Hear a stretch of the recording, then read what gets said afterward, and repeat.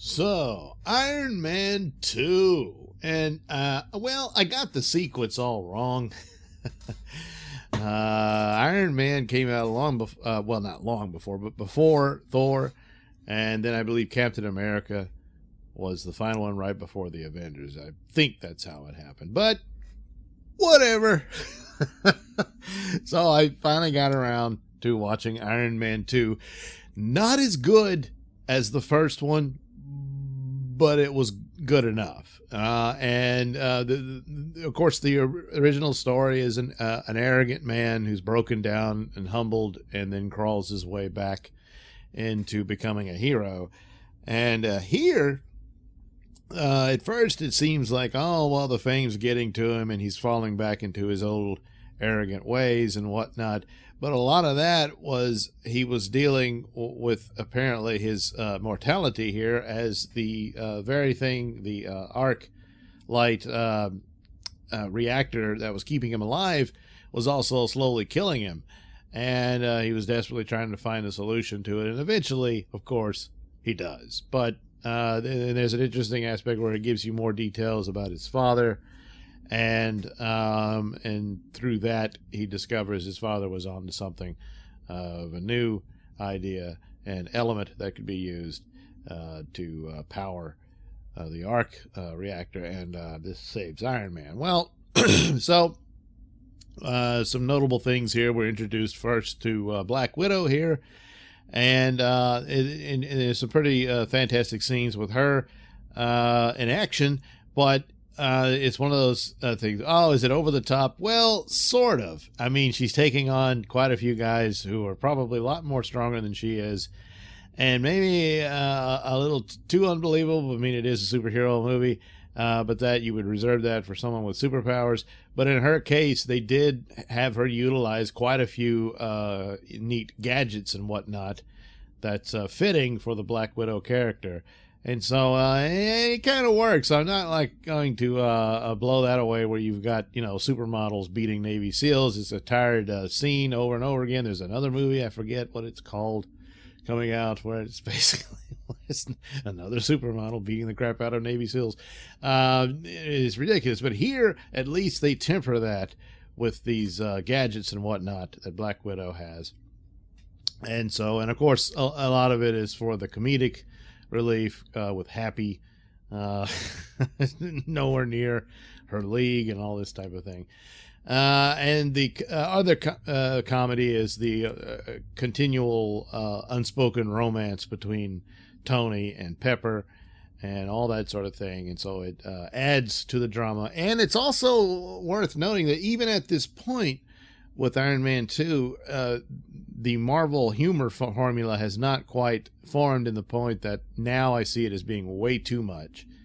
And here, yeah, it's funny, but then there's also the drama. And so this is a revenge story between two sons. Basically, Howard Stark, the villain here is Whiplash, but he's Ivan Vanko.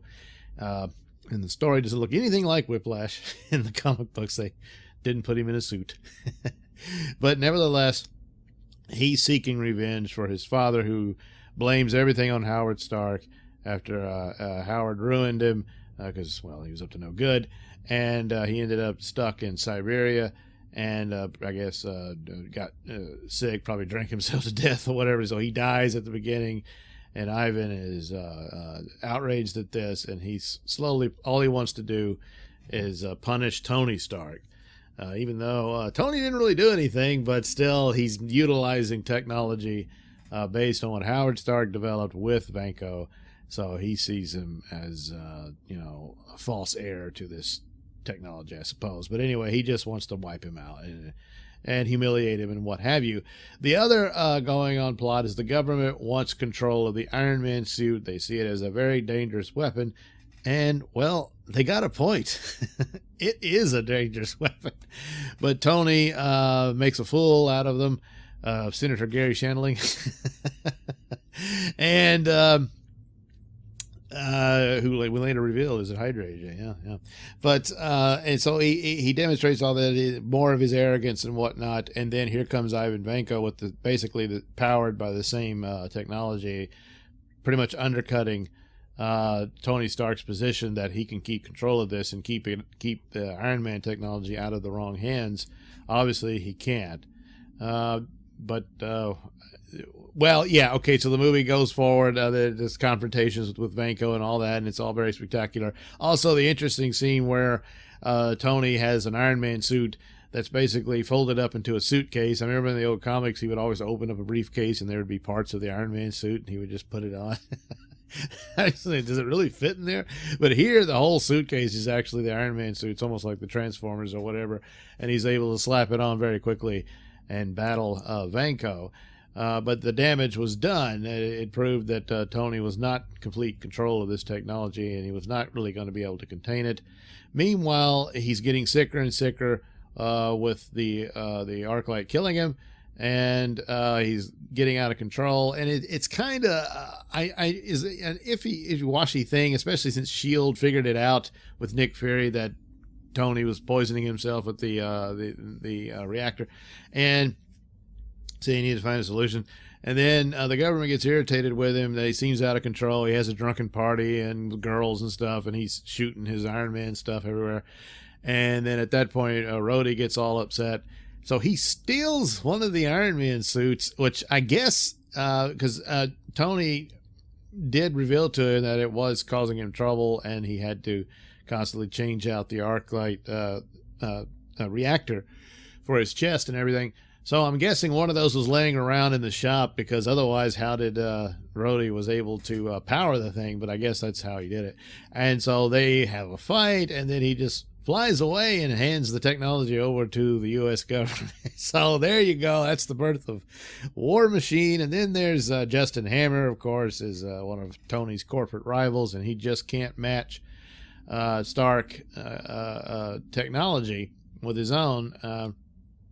But he tries to, and so he breaks out Vanko from prison and fixes him up. But Vanko just wants to get revenge on Tony, so he takes Hammer's drone army and sicks that on Tony, takes over War Machine, but eventually Black Widow is able to override the program, and War Machine is back in control of his armor. So they team up and they fight it out with the drones and Vanko, and yay, the day is saved. Meanwhile, Tony had found a replacement for the Arclight, again, because of his father and a tape he was watching, and discovered what his father was working on. And he completes it. So, all well and good. The funny part is that he never tells Pepper that he's dying. Black Widow knows this, and they're communicating, three of them all at the same time over their, I don't know, comms, whatever. And Black Widow says, "Oh, well, you seem to have found a solution to that," and then Pepper's like, "Wait, what? Something was wrong." And it's funny how it works out, He's like, "Wait, something was wrong?" So, not as strong as the first one, but still pretty damn good. And, of course, the third one, well, we'll get to that someday. But, yeah, this one was pretty good. It ends, and I kind of remember this at the time, where it ended where Black Widow was doing a report on Tony Stark as being a potential member for their Avengers team that Nick Fury was working on. And she recommended that he not be a member of. She said we could use Iron Man, but then anyone could wear the suit. I guess insinuating that they could approach Rhodey in the War Machine suit to be their Iron Man for the team, but that Tony Stark himself was, too narcissistic and unpredictable and not a stable character to have on the team. So he's a bit insulted by this, and they kind of leave it like that. And at the time, I remember some people insinuating that, maybe Robert Downey Jr. is not going to be in the Avengers, and that his time with Iron Man was going to come to an end rather quickly. But in his case, I think even though they had to pay him a considerable amount, I think his loyalty to the brand and staying as long as he did is there, because Iron Man literally saved his career. He was about as low as he could go at the time. And he's actually probably one of the best comeback stories ever. And so it's told, yeah, the money, but also there's some amount of loyalty I think he feels to that. So I don't think there was any doubt that he was not going to be in Avengers. So I don't know, I think they're just throwing that around to be kind of a little cliffhanger there to move on. And of course, the main teaser was leading you into Thor, which I've already reviewed. They find the hammer, and you're off to the races with Thor. So, all right, there you go. Iron Man 2, looking back at the Marvel movies as we approach Endgame. Thank you for watching and listening. Please like, share, and subscribe. And if you didn't like it, well, thank you for watching anyway. I do appreciate it. And for those of you who have subscribed, I certainly appreciate that. And while you're here, hey, why not check out that link description below? That'll take you to my mini stores that have plenty of goodies for you.